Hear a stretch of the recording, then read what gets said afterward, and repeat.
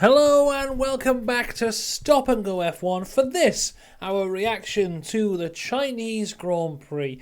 And what a race that was. Actually a very fun one. Lots of stuff happening up and down the grid throughout the race. So, shall we get into it? Well, before we do, like and subscribe firstly, you know the rules by now. On the front row of the grid we have Max Verstappen on pole position with Sergio Perez alongside him. Apart from that, the only other thing to note on the grid is that Logan Sargent is now starting from the pit lane to start this race. And Alonso seemed to have some kind of issue with his car on the grid. They were saying that they thought he might have hit a curb on his outlap. A lot of work being done to the floor of his car, even leading up to a few minutes before everyone had to get off the grid. A lot of work being done on the floor damage that he sustained there, but it didn't seem to bother him that much in the race itself. On the grid, Max comes over the radio and says that he feels like it's starting to rain. Now, this never actually appeared, but it's quite weird that that happened. I mean, this race had a few mental moments as it was. Imagine how many more it would have had if the rain had arrived. In terms of tyres, we had Hamilton, Stroll and Yuki on the soft, Magnussen on the hard, everyone else on the medium tyres. At the start of the race, Max gets away well, but the one to watch is Fernando Alonso, who has an incredible move around the outside of Sergio Perez for P2. And Perez just was not making a good start at all. Lando Norris also on the back of Perez. Perez nearly dropping down to P4. We're a few laps into the race, and someone who didn't get the start they probably would have wanted is Lewis Hamilton. So he started 18th after that awful qualifying session yesterday. He started on the soft tyres, so I think he was hoping to get a good getaway. But on the start itself, he was overtaken by Yuki Tsunoda, and he was down to P19. And then a few laps in, Logan Sargent, who started in the pit lane, was only about 3 tenths behind him. So an awful start for Lewis Hamilton. But he does start making some moves from there. Moves up to 17th by passing Magnussen and Zhou a few laps later. On lap 5, Perez is also making some moves with a great dive bomb on Alonso to go up into P2. Then on lap 8, Norris able to get past Alonso for P3. Russell and Piastri were able to get past both Ferraris on the start, so the Ferraris having to make a bit of a comeback as well. Leclerc all over the back of Russell, who's doing some very good defensive driving. But Leclerc goes for an absolutely beautiful move round the outside of Russell into turn 1 for P6. That's on lap 9.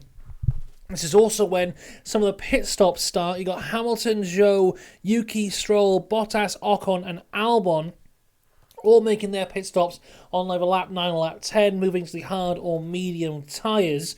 Sainz is now on the back of Russell, but again is struggling to get past. Russell doing some very good defensive driving at the start of this race. Further up, Leclerc is getting past Piastri. Now, Piastri tried to go defensive, but left it far too late. Goes the defensive move, nearly hits Leclerc actually. And I think, as a bit of revenge, Leclerc then leaves him very little space into the hairpin, really squeezes him to the side and goes back across. So good driving there from Leclerc. A couple more pit stops here as Alonso and Russell both pit. Alonso to the hard, Russell to the mediums. Gasly comes to the pit stop and has a terrible stop. Over 20 seconds his stop was. It looked like the crew took off the right rear tyre, and then as they went to go put it back on, the car got dropped and Gasly went to drive away without the tyre on, and he actually hit one of his crew as well. Thankfully, they said that he was okay. But yeah, that could have been quite serious there. And a very slow stop for Pierre Gasly. Logan Sargent also pits on lap 13. There's a Red Bull double stop on lap 14, both Max and Perez coming in to change for the hards, with 2 very good stops as well for Red Bull there, managing the pressure of the double stop really well. Daniel Ricciardo pits on lap 15 for mediums, Piastri comes in a couple of laps later for mediums, and it's Sainz on lap 18 for hards, Magnussen on lap 18 for hards as well. back on track, Ricciardo and Yuki Tsunoda, the teammates, are having a little bit of a fight here. Ricciardo has been the better of the two racing bulls up until this point, but he was behind Yuki, but manages to get past. But Yuki did not make it easy for him whatsoever. On lap 21, Bottas retires the car with an engine failure. At the same time, Sainz is trying to get past Lance Stroll, and it goes for a dive bomb, but locks up and really damages his tyres there. The virtual safety car comes out for Bottas, and we have some action in the pits here. Leclerc pits on lap 22 for the hards. Stroll comes in, as does Hamilton and Norris. Now, Norris initially was quite annoyed on the radio because the virtual safety car came out just as he had passed the pit entry. So he thought he might miss out on the chance to pit here, but he didn't, because it was a very long virtual safety car. It seemed like Bottas's car was stuck in gears. There's a load of marshals around it, but they couldn't actually move the car. This eventually had to be turned into a full safety car, just because they couldn't move the car and had to get the digger out to put the crane on it and lift it away.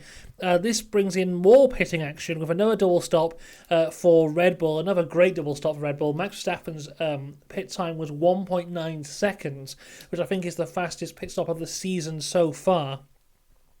Alonso pits on lap 24. Now, this is when I think Alonso's race kind of changed, because Alonso has fresh softs, which I don't think anyone else had apart from maybe Norris. So Aston picked to put Alonso onto the softs. Now, I think this was the wrong decision to make, because it did mean that you would have to make another stop later on. There was thoughts that maybe he could make it to the end, but I don't think that was ever going to happen. If he'd gone and stayed onto the mediums or the hards, I think he could have had a possibility of finishing fifth. But he went for the softs, and we'll talk about it later on, but he makes a fantastic comeback. But I think eventually he finished seventh, I think it was. So this, for me, the wrong decision from Aston. Russell also pits on lap 24, as does Hamilton, Ocon, Yuki, Albon, and Zhou. Another slow stop for Zhou, 5.3 seconds. Very late into the safety car, Piastri pits, which was quite a strange one, because the whole benefit of pitting under the safety car is you pit when the cars aren't all bunched together. McLaren making a very late call for Piastri to come in. Safety car ends on lap 26, so it was about 5 laps of either virtual or full safety car in the race at this point. Verstappen gets away quite well, and then we see that Stroll has entered the pits as the safety car ends. At the time, we didn't really know what had happened. It was a very weird call to make. Then we see Yuki Tsunoda and Kevin Magnussen have got a puncture, but this is nothing to do with what Stroll did. Turns out Stroll went right into the back of Daniel Ricciardo. Ricciardo flying up in the air, then landing back down. This was all a bit of a concertina effect from Alonso, who locked up going into the hairpin on the final lap of the safety car when the safety car was coming in, backed up all the cars. Stroll was late to react and went right into the back of Ricciardo, who also went into the back of Piastri. But the Magnussen-Yuki thing, Magnussen went for an almighty dive bomb on Yuki Tsunoda and ended up hitting him. Yuki Tsunoda is out of the race at this point. This brings out another safety car. Also, Alonso was able to get ahead of Sainz just before the safety car came out. So the safety car back out again now, and it would eventually come in on lap 31. So yeah, a lot of laps behind the safety car. 10 laps of this race, either virtual or full-on safety car. And Ricciardo is just losing places. He didn't pit during the safety car. He has major damage at the rear of the car. Behind the safety car, he was 9th. By the end of lap 1 after the safety car, he is 12th. Then Albon gets past him as well, and he eventually does have to retire the car. So it's a double DNF for the Racing Bills. Neither DNF was their fault either. I mean, it wasn't a great weekend for Yuki. Ricciardo was doing okay, but it wasn't either of their faults of what happened here. But yeah, double DNF. Then a load of penalties get given out. Firstly, Stroll gets penalty for causing the collision with Ricciardo. Magnussen gets penalty for causing a collision with Yuki. Both of those are 10-second penalties. And then also Logan Sargent gets a 10-second time penalty for a safety car infringement. Now, they showed the replay of this, And what it looked like is Sargent was on track, Hulkenberg was in the pits, and when Hulkenberg comes out of the pits, he is ever so slightly ahead of Sargent at the safety car line, meaning that Hulkenberg should stay in front of Sargent behind the safety car. But realistically, by eye, you couldn't tell who was ahead.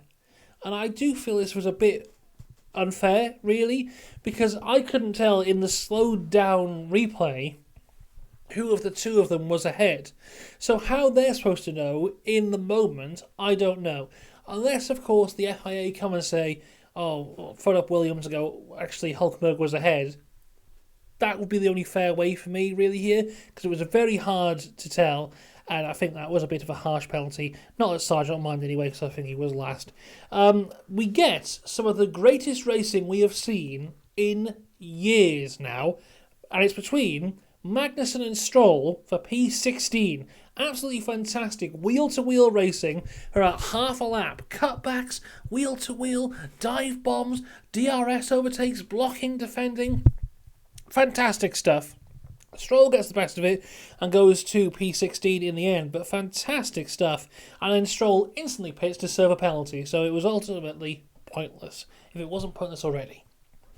Further up the grid, Perez gets past Leclerc for P3. Alonso pits on lap 44 to get the softs off to go to the mediums. That means he goes from P5 to P12 with about 12 laps to go in the race. And this is when he really has to go for it. And he has some fantastic overtakes here. And basically from here to the end of the race, it is just the Alonso show. He passes Albon, he passes Ocon, he passes Hulkenberg for P9. That's on lap 48. Then he gets right behind Lewis Hamilton. He touches the gravel and nearly spins like Sainz did in qualifying yesterday, but somehow saves it and then is instantly right on the back of Hamilton again. That's the speed Alonso had at this point.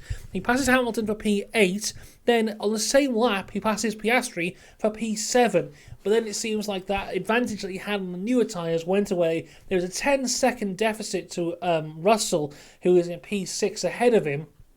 I think he cut it down to like 6 seconds, but yeah, there just wasn't enough laps left for Alonso to eventually get there. And then we crossed the line.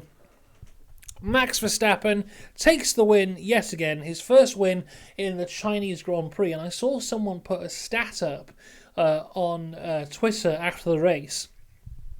Of all the races between the last Chinese Grand Prix in 2019 and this Chinese Grand Prix today, Max Verstappen has won 50% of the races. So half of the races that have happened between the last Chinese Grand Prix and this Chinese Grand Prix have been won by Max Verstappen. That's the domination that he's had. And, you know, it's not even... Because, like, in 2019, he wasn't really doing much. In 2020, I mean, he had occasional wins, but he wasn't in a dominant form like he is today. It goes to show how good he and that Red Bull team have been in the past 3 years or so. Norris comes home in second place. I mean, this is the first non-1-2 finish of the year. We've had Red Bull 1-2s and a Ferrari 1-2 so far, but not anymore. Norris coming home in second. Perez completes the podium in third. It is Leclerc in fourth, Sainz in fifth, George Russell in sixth, Alonso is in seventh, which is a decent fight back from his pit stop where he came out in 12th, but ultimately he should have really pitted to the mediums or the hards on that first pit stop, and he would have probably finished either fifth or sixth. Not too much of a difference, but still decent points for Aston. And when they're very close to the back of Mercedes and the constructors, those points mean quite a lot. Piastri comes home in 8th. Not a great weekend for Piastri. He did get damage to the rear of his car during that Ricciardo Stroll incident, but even before then, he just seemed to be massively off the pace of all the other front runners. Hamilton is 9th, an okay comeback for him, really. You know, he started 18th. To come home in 9th is pretty good, but you'd expect a bit better from Lewis Hamilton, but overall, okay. Hulkenberg is 10th, more points there for Haas, fantastic stuff. Ocon in 11th, having the lighter chassis on the Alpine, so looking like they're going in the right direction. Albon 12th, Gasly is 13th, pretty good for him. Zhou comes home in 14th and gets a special little finishing position on the grid for his home race. And the first time ever a Chinese driver has competed at the Chinese Grand Prix, and the fans love him, and it's obviously a very emotional moment for him as well, so great to see that. Magnussen 15th, Stroll 16th, Logan Sargent is in last in 17th, and then there's the 3 DNFs of Ricciardo, Yuki and Bottas. So there you go, overall a very fun Chinese Grand Prix. I thought I enjoyed that one quite a bit. We'll have all things driver ratings coming out tomorrow, so make sure you check that one out. Yeah, but as I said, overall I thought this was a pretty fun race, and pretty hard to predict. I mean, apart from, of course, the winner, which is very easy to predict every week, I think everywhere else has been very unpredictable this weekend, especially that sprint qualifying, which went completely out the window. Let me know what you thought of the race in the comments. We'll be back, as I said, tomorrow for the driver ratings. There'll be a video out on the channel on Friday. No idea what it is, but it'll be there. Saturday we'll have another news video, and of course we'll be back in 2 weeks' time for another big sprint weekend, this time in Miami. I'll see you then. Until next time, have a good one. Goodbye.